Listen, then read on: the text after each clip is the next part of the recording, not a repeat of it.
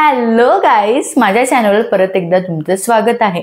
आजचा आपला व्हिडिओ असणार आहे की एक मोठी अमाउंट मी UPIने एका रॉंग नंबरला आणि एका रॉंग व्यक्तीला पाठवले आणि ते मी कसे मिळवले ते पण फक्त अवघ्या 2 दिवसात, हे मला तुम्हाला सांगायचं आहे। तर पार्ट 1 मध्ये मी तुम्हाला सांगणार आहे की कसे माझे पैसे गेले आणि पार्ट 2 मध्ये ते मी परत कसे मिळवले फक्त 48 आवर्स मध्ये, हे पण मी नक्की तुम्हाला सांगेन। तर चला वळूया आपल्या व्हिडिओकडे। तर झालं असं की मला एका एक्स व्यक्तीला, जी माझी ओळखीची आहे, तिला मला ही मोठी अमाउंट पाठवायची होती, पण चुकून ती गेली एका अननोन पर्सनला आणि UPI थ्रू सेमच नंबर होता पण नाव वेगळं येत होतं आणि चुकून तिकडे ती मोठी अमाउंट गेली। आणि ती अमाउंट किती होती मी तुम्हाला पुढे सांगतेच, पण ज्याला मला पाठवायचं होतं त्याचं आपण नाव असं ठेवूया, सोनालीला मला पाठवायचे होते, पण चुकून ते गेले फॉर एक्झाम्पल रितेशला। हे मी तुम्हाला असेच कॅरेक्टरिस्टिक नावं सांगते जस्ट सो दॅट त्यांची आयडेंटिटी मला रिव्हील नाही करायचे। तर मी सोनालीला पैसे पाठवत होते पण चुकून ते गेले रितेशला। आणि UPI थ्रू हे खूप डिफिकल्ट असतं पैसे रिट्रीव्ह करणं, पण गॉड्स ग्रेस खरंच मला ते माझे पैसे परत आले। आणि असं म्हणतात ना, आपण मेहनतीने कमवलेले पैसे हे कधीच जात नाहीत, ते आपल्यापर्यंत पोहोचतातच, असं काहीसे झालं। पण खरंच सांगते हे खूप डिफिकल्ट आणि इम्पॉसिबल होतं ते पैसे मला परत येणं, पण मी काय स्ट्रॅटेजी लावली आणि काय ॲक्शन्स पटपट घेतले ज्यामुळे मला ते पैसे परत आले, हे मी नक्की व्हिडिओमध्ये सांगणार आहे तुम्हाला, सो स्टे ट्यून्ड। तर मी सोनालीला 10,000 रुपये पाठवत होते आणि तिचा जो नंबर आहे तो तिला 2 वर्षापूर्वी तिच्याकडे आहे तो नंबर, आणि 2 वर्षापूर्वी रितेशकडे होता तो नंबर, त्याच्या नावावरती रजिस्टर्ड होता तो नंबर। पण जेव्हा मी तिला पैसे पाठवले तेव्हा तिच्या भीमपेला पाठवले। ओके, ती भीमपेवरती नव्हती, हे मला माहितीच नव्हतं। मी भीमपे थ्रू युजली पेमेंट्स करते बिकॉज कॅशबॅक येतो आणि मग ते ठीक आहे, त्या ह्याच्या पोटी मी तिला भीमपेला पैसे पाठवले। आणि तिने मला सांगितलं, अगं मी भीमपेवर नाहीच आहे, तू कसं काय भीमपेला पैसे पाठवले, तू मला फोनपे करायला हवं होतंस। मग मी म्हटलं, यार भीमपेला जरी केले तर तुला नक्की तुझ्या खात्यात आलेच असणार आहेत, तू एकदा चेक कर। तर तिने चेक केले तर तिच्या अकाउंटमध्ये काय 10,000 दिसत नव्हते। मग मी थोडीशी पॅनिक झाले आणि पटकन तिला फोनपेवरनं 2 रुपये पाठवले, तर ते तिला दिसत होते। मी परत भीमपेवरनं 2 रुपये पाठवले पण ते तिला दिसत नव्हते। मग आम्हाला असं वाटलं की बहुतेक सर्व्हर डाऊन असेल भीमपेचा, किंवा कधी कधी बँकेचा पण सर्व्हर डाऊन असतो म्हणून तिला दिसत नसतील। मी तिला म्हटलं, एक काम कर, तू एका तासाभराने परत बॅलन्स चेक कर आणि मला सांग। आणि तिने परत तासाभराने चेक केला तरी पण काय तिला 10,000 रुपये दिसेनात। मग आम्ही सगळेच पॅनिक झालो। मग मी पटकन पहिला ICICI बँकला फोन लावला, कारण माझं ICICIचं अकाउंट आहे, आणि पटकन कंप्लेंट लॉन्च केली।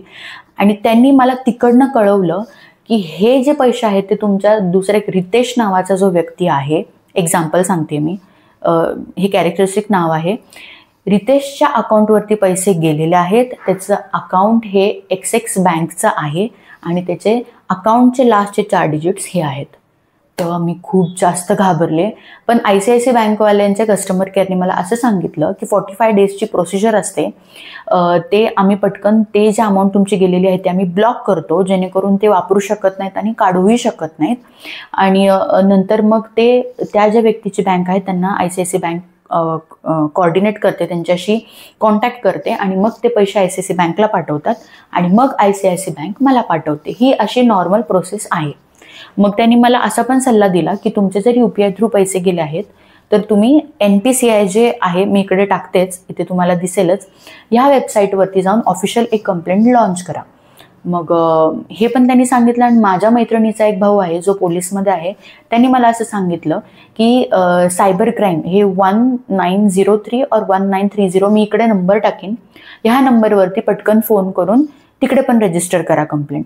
मी दोन्हीकडे कंप्लेंट पटकन एका तासाच्या आत रजिस्टर केली। आणि कंप्लेंट रजिस्टर केल्यानंतर मला हे तर माहिती होतं की मी अशीच वाट बघत नाही बसू शकत, मला काहीतरी करावं लागेल। तर तेव्हा सोनालीने मला असं सांगितलं की तिला ना सारखं कॉल यायचा एका व्यक्तीचा, हे विचारण्यासाठी की रितेश आहे का, रितेश आहे का। मला त्यावरनं कळलं की हा प्रिव्हियस नंबर त्याचा होता। तर त्या व्यक्तीचा नंबर, जिचा सोनालीला सारखा फोन येत होता, त्यांनी तो ब्लॉकलिस्टला टाकलेला। तर मी काय केलं, तिला म्हटलं की तो नंबर तू मला रिट्रीव्ह करून दे, मी एक काम करते, त्याच्यावरती कॉल करून बघते की ॲटलिस्ट मला रितेशचा नंबर भेटतोय का। तर मग तिने तसंच केलं, त्या व्यक्तीचा नंबर मला दिला आणि तो त्याच्याशी बोलले मी, तर तो नेमका निघाला त्या व्यक्तीचा काका, म्हणजे रितेश ज्याच्याकडे माझे पैसे गेले होते त्याचा काका निघाला तो. तर मी काय डोकं लावलं, मी म्हटलं ह्याला जर मी सरळ सरळ हे सगळे सिच्युएशन सांगितली आणि त्यांना जर पैसे मागितले, ते 100% माझे पैसे देणार नाही आहेत. सो मला काहीतरी स्ट्रॅटेजी लावावी लागेल जेणेकरून मला ते पैसे येतील वाया हिम, म्हणजे त्याच्याकडनंच मला येतील, अशी काहीतरी स्ट्रॅटेजी लावावी लागेल. तर मी त्यांना फोन करून असं सांगितलं की रितेशचं खूप इम्पॉर्टंट बँकचं डॉक्युमेंट मला सापडलेलं आहे आणि त्याचे खूप इम्पॉर्टंट डिटेल्स आहेत जे की स्प्रेड झाले नाही पाहिजेत, प्रायव्हेट डिटेल्स आहेत. तर प्लीज तुम्ही त्याचा मला पटकन मोबाईल नंबर द्या, मी बँकेकडनं बोलतेय. मला हे करावं लागत होतं, माझ्याकडे काही ऑप्शन नव्हता, कारण मला माहिती होतं जर मी सरळ सरळ त्यांना पैसे मागितले असते तर त्यांनी मला दिले नसते आणि बँकनी द्यायला मला 45 डेज लागणार होते आणि त्यामुळं मला तेवढं वेट करायचं नव्हतं. मला काहीतरी डोकं लावून मला ते पैसे रिट्रीव्ह करायचे होते.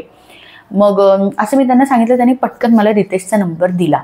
मग मी त्याला कॉन्टॅक्ट केला आणि त्याला सांगितलं की हे बघ बाळा, माझे पैसे तुझ्याकडे आलेले आहेत आणि तुझा व्हॉट्सॲपला मी नंबर सेव्ह केलेला आहे, त्याच्यामुळे तुझा DP-मध्ये मला फोटो पण दिसत आहे, तुझ्या बँकचे डिटेल्स पण माझ्याकडे आहेत आणि तुझ्या काकांनी तुझा पत्ता पण मला सांगितलेला आहे. सो प्लीज मी तुला सांगते, रिक्वेस्ट करते की माझे 10,000 रुपीज तुझ्या अकाउंटला आलेले आहेत, तू मला प्लीज सहकार्याने ते UPIने परत पाठव, असं मी त्याला सांगितलं.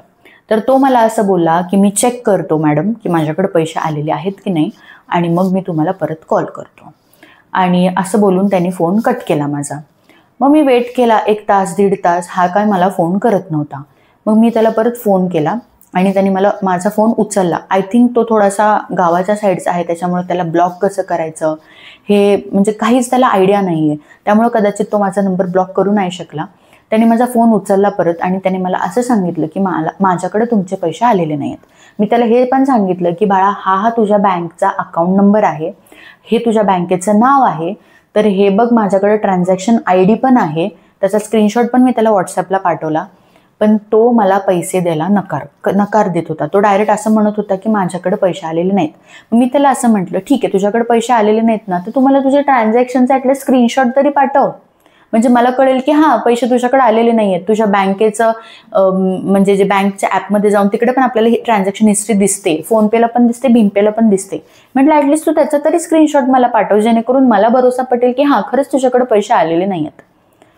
पण काही केल्याने त्याला म्हणजे तो मान्यच करत नव्हता की त्याच्याकडे पैसे आलेले आहेत. मग मी परत त्याच्या काकांना फोन केला आणि त्यांना रिक्वेस्ट केली की सर प्लीज मला गरज आहे ते पैशांची आणि तुम्ही मला प्लीज त्याला पैसे पाठवायला लावा.